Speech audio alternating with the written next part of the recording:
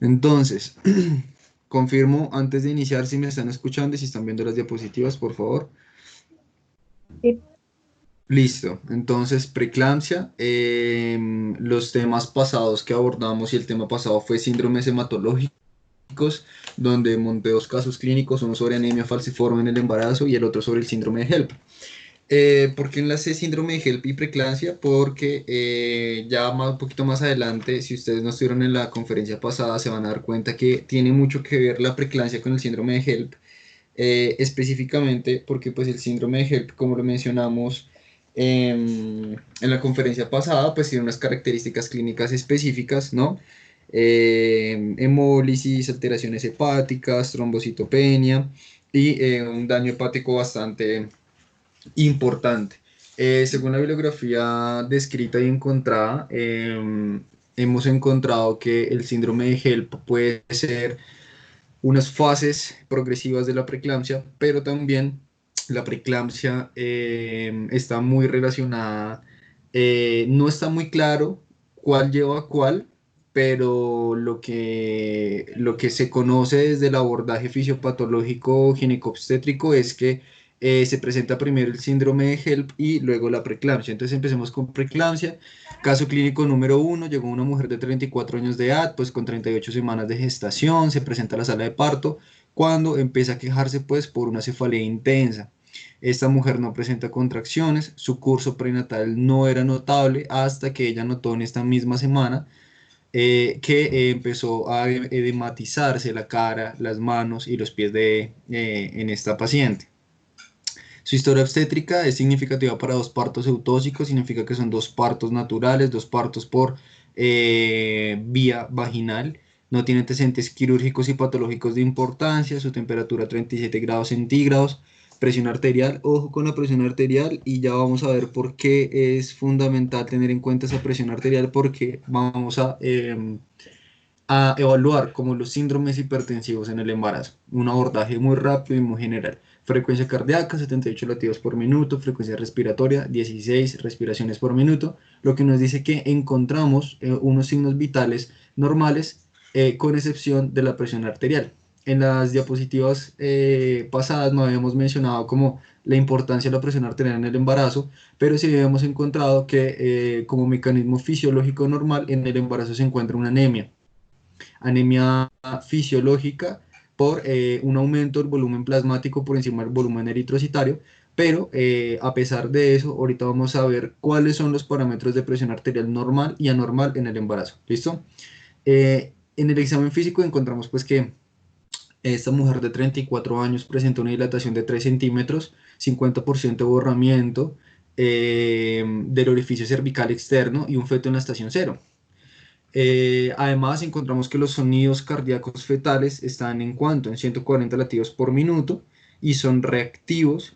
Además, también encontramos que la recolección de orina de 24 horas, un seguimiento de la orina de 24 horas, muestra de 5.200 miligramos de proteínas o 5,2 gramos de proteínas. Ojo a esto también y es importante que tengan como recalcarlo, que es el nivel de proteínas en orina porque esto nos puede indicar más adelante una asociación con uno que otro síndrome hipertensivo. No sé si sepan qué significa feto en la estación cero. Feto en la estación cero o feto en la posición cero es como que representa el punto en donde la cabeza del bebé o del chiquitín se encuentra a la altura de las espinas ciáticas, ¿no? Y justamente se dice que el bebé está encajado, pues cuando la parte más grande de la cabeza, cuando la parte más grande de su cráneo ha entrado en la pelvis. Entonces significa que feto en la estación cero significa que ya está entrando en labor de parto. Si ustedes dirán, bueno, y hay otra estación, hay una estación más, hay una estación menos. Bueno, hay otras estaciones, se encuentra una estación de -1 a -5 y estas estaciones son en número negativo, ya que nos indica que está por encima la presentación del feto, por encima de estas espinas ciáticas, ¿vale? Entonces, feto en la estación cero nos indica que la cabeza del chiquitín está en donde? En las espinas ciáticas de la mamá y que está justo entrando o está entrando o ha entrado a la pelvis, ¿no? Para toda la labor de parto. Y ojo con este, pues porque si hacemos la conversión de miligramos a gramos, sabemos que son 5,2 gramos de proteínas. Entonces, ¿cuál de los siguientes pasos en el manejo es el más apropiado para la paciente? Encontramos observar y evolucionar. En otras palabras, es un manejo sí, de observar y evolucionar. Eso tiene otro nombre, pero ahorita se me está pasando, qué pena con ustedes. Administrar glucocorticoides Expectante, ¿no? intramuscular. ¿Cómo? Manejo expectante sería. Manejo expectante, exacto. Muchas gracias. Glucocorticoides intramusculares, oxitocina intravenosa, terbutalina subcutánea y cesárea. Entonces, antes de indicar como la respuesta correcta A, vamos a primero hacer un abordaje muy general de síndromes hipertensivos en el embarazo y, y ya hacemos la pequeña retroalimentación, ¿vale? Entonces, dentro de los estados hipertensivos del embarazo, vamos a encontrar, qué pena con ustedes.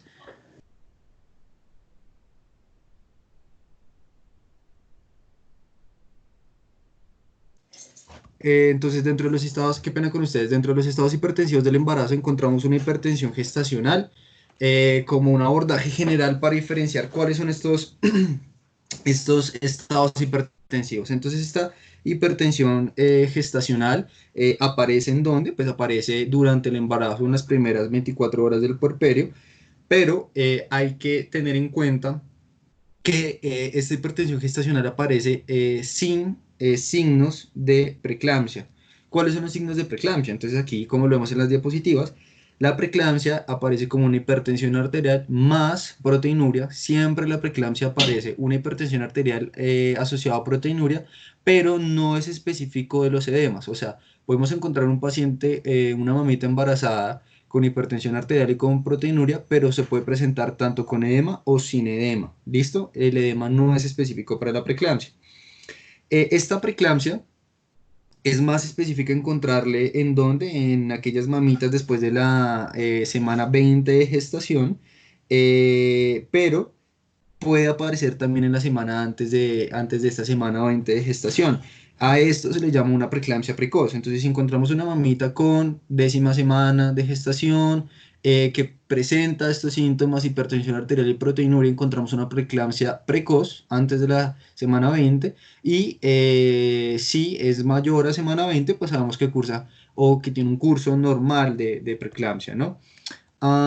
Con la eclampsia es importante diferenciarlo de la preeclampsia porque lo que nos lleva a diferenciarlo es esto, la aparición de convulsiones en una paciente con preeclampsia. Entonces, toda eclampsia o la eclampsia se define como toda paciente o toda mamita embarazada que cursa con un cuadro de hipertensión arterial más proteinuria y que desarrolla convulsiones. Entonces, importante es que la eclampsia tiene un curso de convulsiones siempre y cuando estas convulsiones no sean atribuidas a otra causa. Si es una mamita que ya viene sufriendo de epilepsia o que tiene algún daño neurológico, en este caso no se podría definir como eclampsia. Pero si no hay otra razón atribuible a la causa, sabemos que es una eclampsia por definición. ¿Listo? Con respecto a la hipertensión crónica, es importante destacar que esta hipertensión crónica se detecta previamente a la gestación o antes de la semana 20 de gestación de embarazo. Perdón, hasta semana 20 de embarazo y que persiste. Entonces es aquella mamita que viene sufriendo hipertensión arterial, queda embarazada y sigue cursando con ese cuadro de hipertensión arterial, ¿vale? Entonces sería una hipertensión crónica que ya viene sufriendo la mamita con ese cuadro y que lo sigue desarrollando durante el embarazo. Y la hipertensión crónica con preeclampsia em, se determina que esta hipertensión arterial, una cosa lleva a la otra. Entonces, ¿cómo es esto? Pues consiste en una hipertensión crónica, o sea, es aquella mamita que ya viene cursando con hipertensión pregestacional o antes de la semana 20 de gestación, y que a lo largo de su gestación desarrolla proteinuria, lo que veníamos acá, desarrolla proteinuria significativa y signos y síntomas de preeclampsia. Entonces presenta la hipertensión arterial más la proteinuria. Ojo con la proteinuria, pues porque esta proteinuria es, como veíamos en el caso clínico, es una proteinuria, como lo veíamos en este paciente, de 5.2 gramos en cuanto, en 24 horas, o 5.200 miligramos. Entonces, ya vamos a ver que esta proteinuria es específica de qué, de preeclampsia, ¿cierto? Si lo encontramos menor, pues no se puede definir como una preeclampsia. Entonces, la definición, aquí lo vemos, que en alguna referencia bibliográfica puede ser mayor a 300 miligramos. En otras nos mencionan, perdón, aquí me comí un cero, 3000 miligramos o mayor a 5000 miligramos. Realmente lo que se ha estipulado son 5 gramos o 5000 gramos en las últimas 24 horas. Y la hipertensión en una mamita embarazada se diagnostica y se determina como un aumento de 30 miligramos en la presión sistólica y un aumento de 15 en la presión diastólica. Hay otras referencias bibliográficas que la proteinuria no siempre es específica de esta última muestra en 24 horas, sino que también si tenemos una muestra aislada mayor a 30 gramos por decilitro. ¿Listo? Con respecto a la fisiopatología, es importante destacar que la preeclampsia es una enfermedad multisistémica, es una enfermedad multifactorial que se puede ver a diferentes factores de riesgo y agentes etiológicos, pero se caracteriza principalmente porque, por lo que vemos acá, por una disfunción endotelial, por un daño endoteliar, lo que nos genera una vasoconstricción y una hipercoagulabilidad. Entonces, generalmente la patogénesis o la etiología que más se atribuye a la preeclampsia, que es una placenta donde su implementación, su implantación es de curso normal. Esto, esta placenta se encuentra con un curso normal, que se ve afectado pues toda la perfusión placentaria. Entonces, como empezamos a llevar un mecanismo fisiopatológico donde hay una perfusión inadecuada en la placenta, esto nos lleva a una isquemia. Entonces, posterior a esta isquemia, se conduce a una activación, una disfunción del endotelio vascular materno, resultando en un aumento de la producción de endotelina y pues tromboxana, ¿no? Estos principales moléculas bioquímicas que nos lleva a un daño endotelial, a un aumento de la sensibilidad vascular por la angiotensina 2 y una disminución en la formación de agentes vasodilatadores, como cuáles, pues por la prostaciclina o prostaglandina I2 y por el óxido nítrico. Entonces, a gran resumen, todo esto que nos genera un aumento de la resistencia vascular, un aumento de la agregación plaquetaria, un aumento de la activación del sistema de la coagulación y una disfunción endotelial que nos lleva a todos esos síntomas y signos característicos de la enfermedad. Entonces, ¿por qué es importante destacar esto? Pues porque el endotelio glomerular es muy sensible a esta lesión de la preeclampsia y presenta una lesión característica que se llama endoteliosis glomerular. Por eso se produce proteinuria, porque hay un daño en el endotelio glomerular y ese daño se llama endoteliosis glomerular. ¿Listo? Esta proteinuria, es importante destacar que esta proteinuria tiende a desaparecer pocos días después del parto. Y ustedes me preguntarán, bueno, y si nosotros le sacamos un laboratorio clínico, ¿cómo será la tasa de filtración glomerular? ¿Cómo se evaluará esa filtración del riñón, esa función renal? ¿Cómo encontraremos la creatinina? Pues normalmente el filtrado glomerular suele ser normal y los niveles de renina y angiotensina son bajos. ¿Qué es importante? Como lo vemos acá, como vemos la hipertensión, la proteinuria por la lesión glomerular, esta hemólisis trombopenia, esta isquemia hepática, esta isquemia del sistema nervioso central y una eclampsia. Es importante destacar que la lesión vascular y la hipoproteinemia, por lo que tenemos una proteinuria y una hipoproteinemia, nos conducen a un ¿qué? A un edema extracelular. Entonces es característico de aquellas mamitas que empiezan a hematizarse con un edema periférico en miembros superiores y en miembros inferiores. Además, también suele aparecer un edema pulmón, pero esto es más de forma postparto. Y como hay una retención de sodio, empieza a haber una disminución del aclaramiento del ácido úrico, produciendo una hiperuricemia. ¿Qué sucede con la creatinina? Pues que la creatinina normalmente no tiende a elevar tanto, pero solo se eleva cuando hay casos muy graves de preeclampsia, que son una preeclampsia de un curso de una tensión arterial mucho más alta, y ya vamos a ver los valores. Am, en el ámbito del sistema gastrointestinal es importante que como ven aquí, que se puede producir una isquemia hepática, por lo tanto es importante evaluar como estas enzimas de diagnóstico clínico de daño o insuficiencia hepático, y que pueden llegar mamitas con ese dolor epigástrico, con dolor en el cuadrante superior derecho, que es característico del síndrome de HELP, como lo vimos en la conferencia pasada. em, que este síndrome de HELP está asociado a una embólisis, a una insuficiencia hepática y a una trombocitopenia, ¿no? Entonces, es importante como evaluar este cuadro fisiopatológico para entender un poquito la enfermedad, y ya entendiendo eso, sabemos por qué se producen esos signos y esos síntomas característicos de la preeclampsia. Con respecto al diagnóstico, este es un pequeño algoritmo diagnóstico que saqué del libro que se llama Guía de Actualización de Ginecobstetricia. Tenemos una mamita embarazada con hipertensión arterial. ¿Qué es lo primero que tenemos que evaluar? Edad gestacional. De acuerdo a la edad gestacional, como lo mencionaba anteriormente, empezamos a clasificarlas o empezar a hacer ese algoritmo diagnóstico con respecto a las 20 semanas. Entonces, el primer filtro, ¿cuál es? 20 semanas. Si es una mamita que tiene mayor a 20 semanas, tenemos que empezar a realizar ¿qué?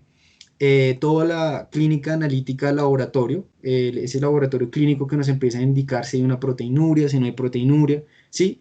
Y si es menor a 20 semanas, lo más probable es que tenga una hipertensión arterial crónica, o sea, que se desarrolló antes de estas 20 semanas o que ya venía cursando con esa hipertensión arterial.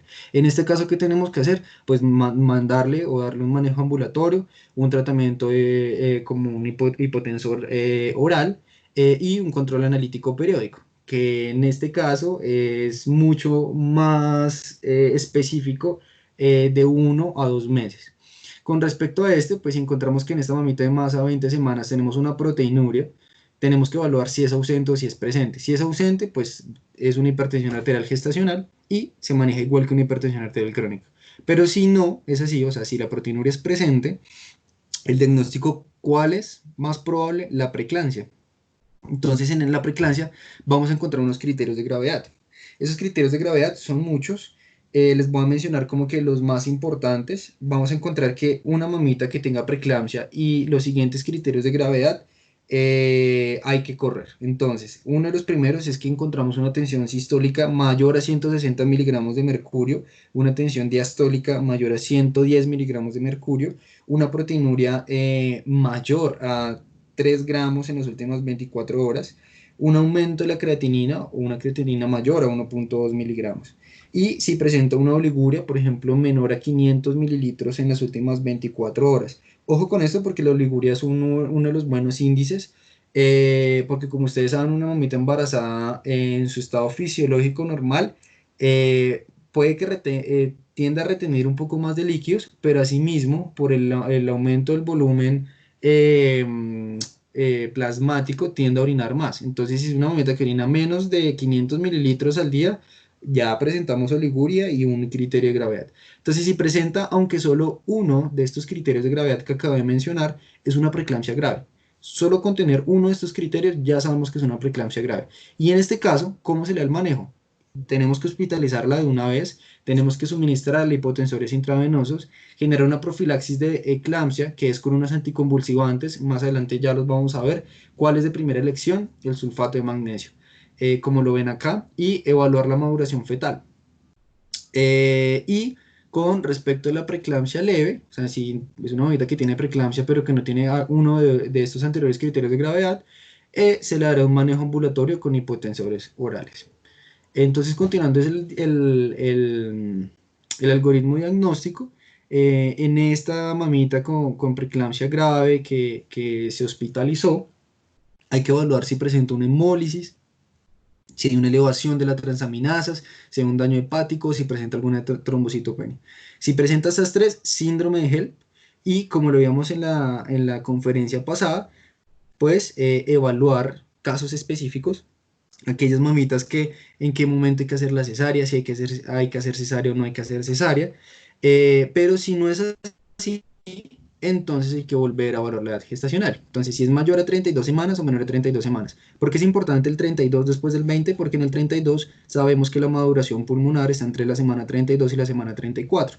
Entonces, como que el límite de referencia es el 32 para saber si finalizamos la gestación o si le hacemos ese manejo con glucocorticoides. Y obviamente, pues descartando como el que no presente convulsiones. Si llega a presentar convulsiones, el manejo es diferente. El manejo ya es de eclampsia, ingreso a una unidad de cuidados intensivos, darle en primera medida un sulfato de magnesio. Y ya les voy a explicar si en dado caso la mamita no responde ante sulfato de magnesio, qué le podríamos dar y con qué dosis. Entonces, en ese sentido, en el tratamiento, vamos a ver primero unas medidas generales.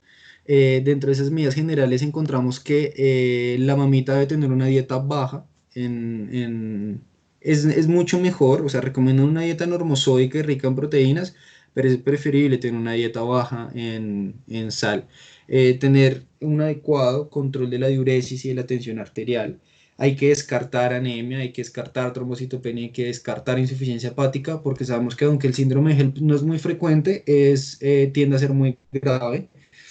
Dentro de los fármacos hipotensores, es importante destacar estos cuatro: el alfa-metildopa, la hidralazina, el abetalol y el nifedipino. Entonces, con respecto al alfa-metildopa, pues principalmente es un fármaco que actúa inhibiendo la producción de noradrenalina pues en esas terminaciones nerviosas simpáticas. Entonces, este nos ayuda a conseguir un buen control de la tensión arterial sin unas grandes fluctuaciones, o sea, sin que la tensión arterial suba mucho o disminuya bastante, y pues sin producir una hipotensión postural, que esto también es un efecto adverso de algunos hipotensores y que el alfa-metildopa no lo tiene.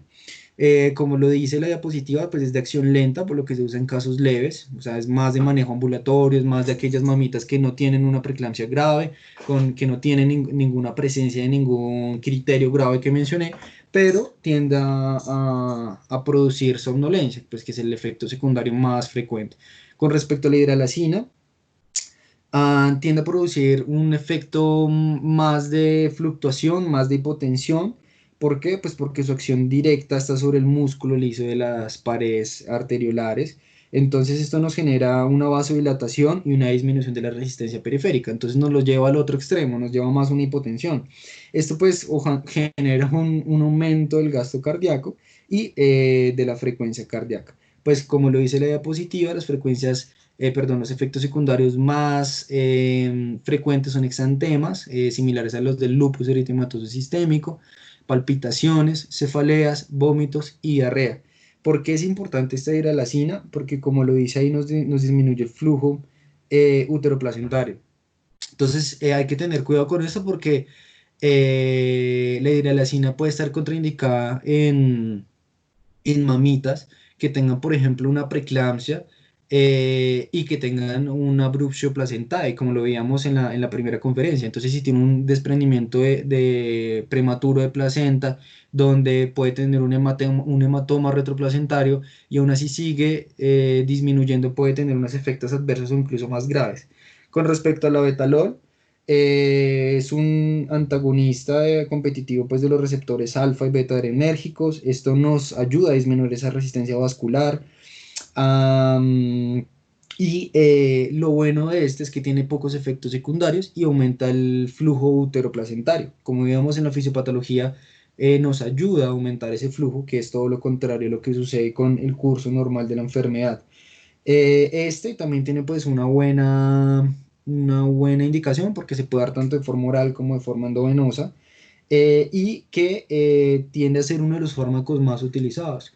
Con el nifedipino hay que tener cuidado porque no debe darse la administración de nifedipino concomitante pues con el uso de sulfato de magnesio, porque puede presentar reacciones adversas e interacciones farmacológicas. Pues el nifedipino, un calcio antagonista, un vasodilatador periférico, que también tiene una acción tocolítica. Con respecto pues, al sulfato de magnesio, como presenta interacciones, lo que induce es un mayor, o lo que genera es como potenciar el efecto del sulfato de magnesio. Entonces, ¿esto que nos puede llevar? A un paro cardiorrespiratorio. Con los anticonvulsivantes, ojo con este, con el ácido acetil salicílico, no es un anticonvulsivante, pero lo metí ahí porque es uno de los medicamentos que se utiliza como profilaxis a la preeclampsia. Entonces, pues siempre el de primera medida, ¿cuál es? El sulfato de magnesio. Hay que tener cuidado porque este sulfato de magnesio puede, si se suministra en unas dosis que no son adecuadas o que son específicas al paciente, puede presentar una intoxicación. Entonces, ¿ustedes cómo hacen para, o nosotros cómo hacemos para determinar que una mamita embarazada no tiene una intoxicación por sulfato de magnesio? ¿Qué se le hace? Se le hace un signo precoz de intoxicación, que es evaluar el reflejo rotuliano en la mamita. Entonces nosotros evaluamos a una mamita que viene tomando sulfato de magnesio con diagnóstico de preeclampsia, le evaluamos ese reflejo rotuliano y si presenta abolición de ese reflejo rotuliano, nos indica que genera o es un signo o tiene un signo de intoxicación. Entonces, esto nos ayuda como en la semiología de la mamita, ¿no? Eh, con respecto pues a su vía de administración, es principalmente endovenosa. El problema es que tiene mayor tasa de intoxicación y teratogenicidad. Y como les repito, hay que tener cuidado como con estas dosis, ¿no? Aquí ven que normalmente sus dosis o sus concentraciones en sangre debe estar en, como lo ven acá, de 4,8 a 9,6 miligramos por decilitro. Y en caso de que una mamita, supongamos, le hacemos el reflejo rotuliano y lo encontramos abolido y tiene una intoxicación aguda por sulfato de magnesio, ¿qué debemos hacer? Pues darle una administración de gluconato de calcio, que este gluconato de calcio es el antídoto ante la intoxicación aguda de sulfato de magnesio. Sin embargo, si la mamita no, eso es en el caso de una intoxicación aguda, pero supongamos que nosotros le damos un sulfato de magnesio a la mamita y la mamita no responde. ¿Qué debemos hacer? Bueno, entonces en ese caso la segunda medida, ¿cuál sería? Pues principalmente las benzodiazepinas, pero lo que he encontrado en literatura científica es que es más específico el diazepam, generalmente utilizando 10 miligramos intravenoso, y se utiliza como segunda medida de elección ante aquella mamita embarazada que no responda al sulfato de magnesio. ¿Listo? Este es, ácido acetil salicílico es importante para la profilaxis porque está indicado principalmente en aquellas mamitas que sufren de una hipertensión arterial crónica, o sea, en aquellas mamitas que desarrollan hipertensión arterial antes del embarazo o antes de la semana 20 de gestación. Entonces, está indicado en darles ácido acetil salicílico antes de la semana 16, ¿vale?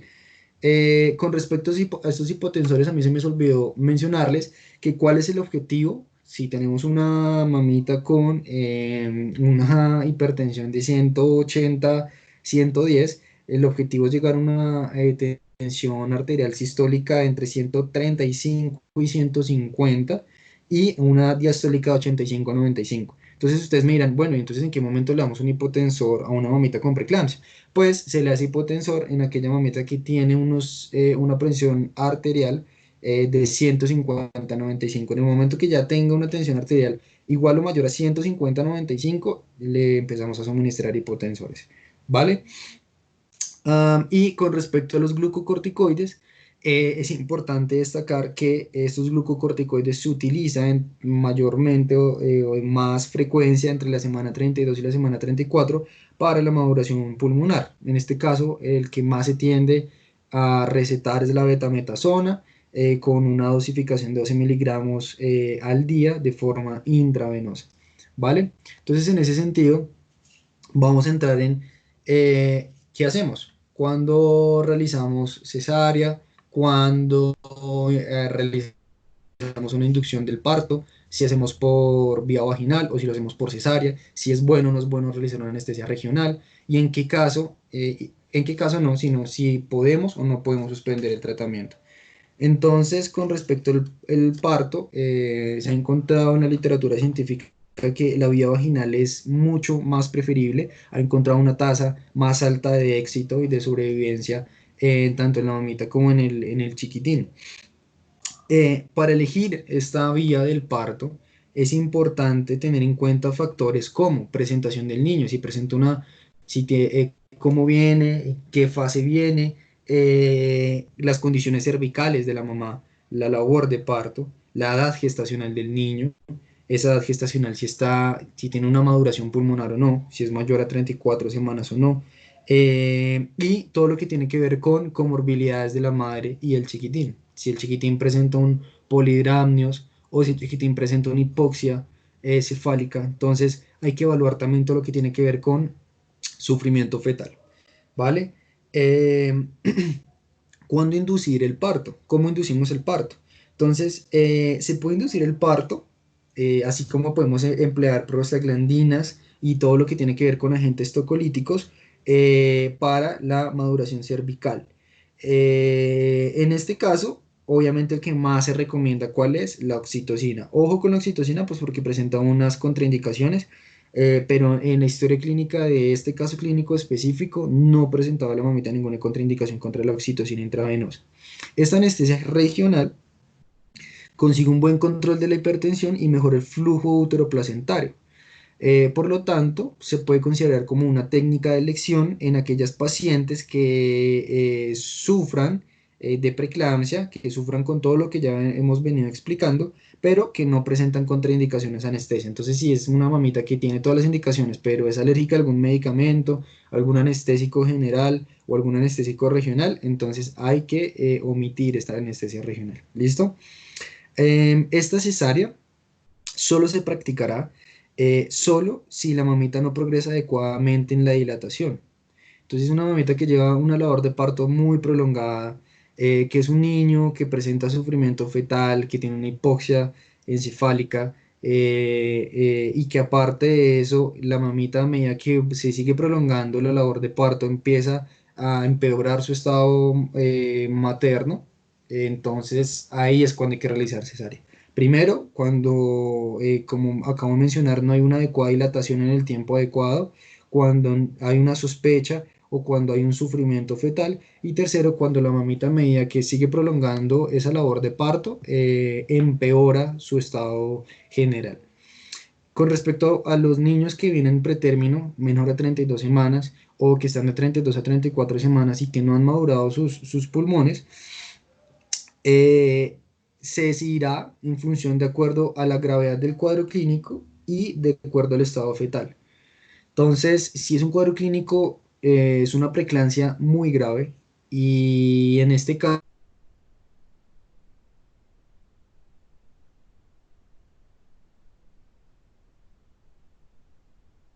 darle inducir el parto o hacerle la cesárea y ahí lo que tenemos que hacer es de forma puerperal o en el tiempo puerperal darle esa maduración pulmonar al chiquitín.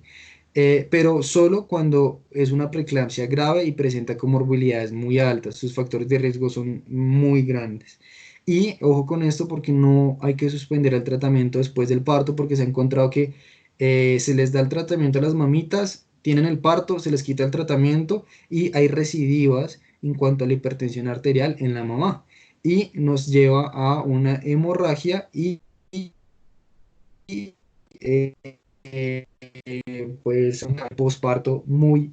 Entonces, esta en aquellas pacientes que se les suspende el tratamiento es la tercera causa de mortalidad materna en el periodo justo después del parto. Hay que tener mucho cuidado con esto, ¿vale? Entonces, me faltó meter aquí una cosita más importante y es cuando realizamos una finalización de la gestación. ¿Qué hacemos y en qué casos realizamos una finalización de la gestación? Es específico terminar el embarazo de forma vaginal en aquellas mamitas que tienen un periodo de 38 semanas igual o superior a este. Entonces, hay que tener cuidado que si esta mamita, por ejemplo, presenta otras comorbilidades como síndrome de HELP o eclampsia que tiene convulsiones, independientemente del estado de la maduración pulmonar del niño, hay que hacer la finalización de la gestación. ¿Por qué? Porque son comorbilidades de una gran mortalidad materno-fetal. Y con respecto a la semana 32 a 34, lo que yo les decía, hay que evaluar su maduración pulmonar y si podemos esperar un poquito y suministrarle glucocorticoides intravenosos sería la indicación de elección. Entonces, haciendo rápidamente la pequeña retroalimentación del cuadro clínico, en este caso, ¿cuál de los siguientes pasos en el manejo es el más apropiado para la paciente? No podemos observar y evolucionar, por lo que ya les comentaba, porque la mamá presenta un embarazo, una gestación de 38 semanas de gestación, presenta dos partos naturales, eutóxicos, presenta una presión arterial de 160/92, un feto en la estación cero y una dilatación de 3 centímetros. No presenta trombocitopenia, no presenta alteraciones hepáticas ni aumento en las enzimas hepáticas. Por lo tanto, ¿qué es lo mejor, como les acabo de explicar? Inducir ¿qué? El parto. ¿Por medio de qué? Oxitocina intravenosa. No es necesaria la cesárea, por lo que les comentaba, porque pues la cesárea solo se practicará en 3 casos: cuando la dilatación no sea adecuada, cuando se sospecha sufrimiento fetal o cuando el estado materno fetal empeore a lo largo, ¿vale? Entonces realmente aquí lo mejor es que la mamá está sana, el chiquitín está sano, presenta proteinuria y presenta hipertensión arterial, que es indicativo de preeclampsia, y lo mejor es inducir el parto por medio de oxitocina intravenosa, que es uno de los mejores tocolíticos inductores de parto, ¿vale? Con respecto al segundo caso clínico, pues tenemos que se hospitaliza una gestante de 35 semanas por presentar una presión arterial de 165/100 en repetidas ocasiones. Además de esto, ha tenido unos edemas progresivos y proteinuria significativa. Se instaura un tratamiento con hidralazina y sulfato de magnesio. 6 horas después, la paciente refiere cefalea intensa, epigastralgia y fotofobia. Se objetiva oliguria, presión arterial de 180/120, aumento de los edemas, y feto en presentación cefálica con cervix cerrado. La monitorización fetal nos indica que hay una línea de base, su frecuencia fetal de 140 latidos por minuto y una ausencia de aceleraciones de la frecuencia cardíaca fetal. Entonces, ¿cuál sería la conducta correcta? Realizar un perfil biofísico fetal, aumentar la dosis de antihipertensivos, determinar la madurez pulmonar fetal por estudio de líquido amniótico o finalizar la gestación mediante cesárea. Como lo acabamos de ver, en este caso, de este caso clínico, es importante destacar 2 cosas: no solo la presión arterial, los edemas progresivos y la proteinuria, que es característico de la preeclampsia, sino que ojo con estos síntomas asociados: cefalea intensa, epigastralgia y fotofobia. Entonces hay que destacar estas 3 cositas porque, como les comentaba, cuando nosotros sabemos que una preeclampsia es grave. Entonces, la preeclampsia es grave cuando presenta uno o dos de los siguientes síntomas: cambios o alteraciones visuales, presentamos cefalea, presentamos una presión arterial mayor a 160 sistólico, cuando tenemos un edema pulmonar, cuando presentamos o la mamita presenta un dolor en el cuadrante superior derecho, asociado a un aumento de las enzimas hepáticas, y cuando presenta oliguria menor a cuánto, a 500 mililitros en las últimas 24 horas. También se puede asociar una preeclampsia grave cuando este chiquitín presenta un oligohidramnios, o cuando hay una anemia hemolítica microangiopática, como lo veíamos en los casos clínicos anteriores. Entonces, si la mamita presenta alguno de estos síntomas que acabo de mencionar, con uno o con dos, ya se evalúa que tiene una preeclampsia grave. Y como tiene una preeclampsia grave, el manejo adecuado, ¿cuál es? Realizar una finalización de la gestación mediante cesárea. Por lo que les comentaba de que esta cesárea es específica a no solo la dilatación, no solo el curso del estado general maternal, o ante la sospecha de sufrimiento fetal, sino también en aquella mamita donde tenga una preeclampsia grave. Entonces presenta estos síntomas específicos, que es epigastralgia, fotofobia y cefalea intensa. Además presenta oliguria y una presión arterial muchísimo más alta. Si ustedes se dan cuenta, llegó con 165/100 y 6 horas después llegó 180/120. Entonces, ahí el mejor manejo no es determinar la madurez pulmonar fetal, o realizar o aumentar dosis de antihipertensivos o anticonvulsionantes, sino lo mejor es finalizar la gestación mediante cesárea, ¿vale? Con respecto a esto, pues se utilizó esta bibliografía. Estos dos libros son muy buenos, se los recomiendo para que les echen un ojo, los vean. Este artículo fue donde saqué como una pequeña caracterización del síndrome de HELP, y estos dos también son muy buenos, más específico este, que es Manual de CTO de Medicina y Cirugía, de Ginecología y Obstetricia. Entonces, les doy muchas gracias por asistir a la conferencia, por su interés. Si alguien tiene alguna pregunta, por favor escríbala, y vamos a dar 5 minuticos por si alguien tiene preguntas.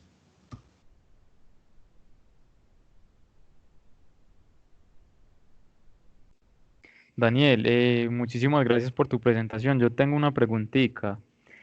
La única manera de diferenciar una hipertensión crónica que no haya sido diagnosticada de una preeclampsia precoz sería con la proteinuria o pues o uno como diferencia que sea la una o la otra.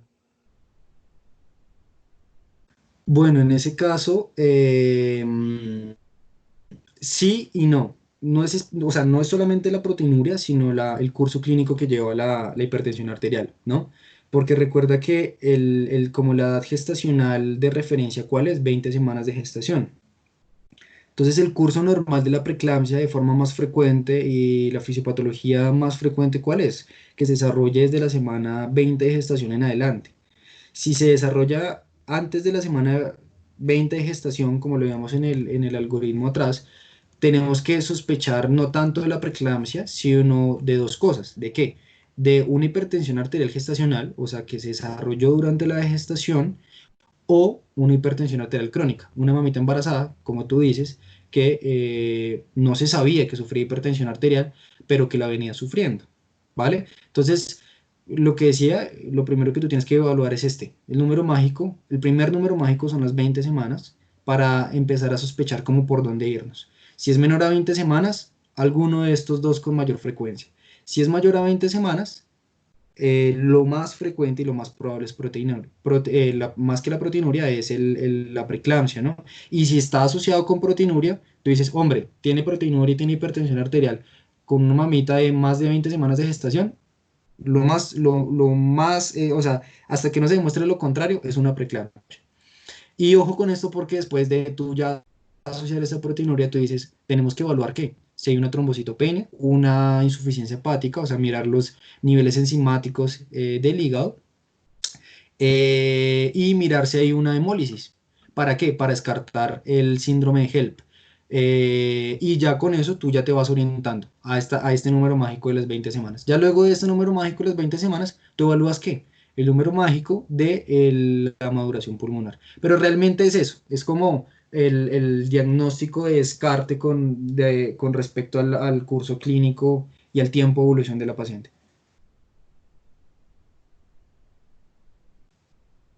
Listo, muchas No gracias. sé si respondí tu pregunta, si te quedó clara.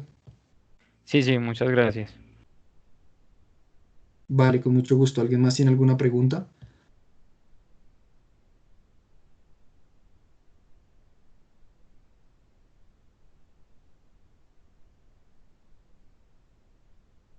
Bueno, yo creo que nadie más, entonces les doy muchas gracias por asistir a nuestra conferencia. Toda aquella persona que necesita las diapositivas o la grabación nos escribe al inbox de la asociación por Instagram. Ahí en la página también está el número y le podemos hacer llegar tanto las diapositivas como la grabación, ¿vale? Muchas gracias a todos los asistentes y que tengan una feliz noche.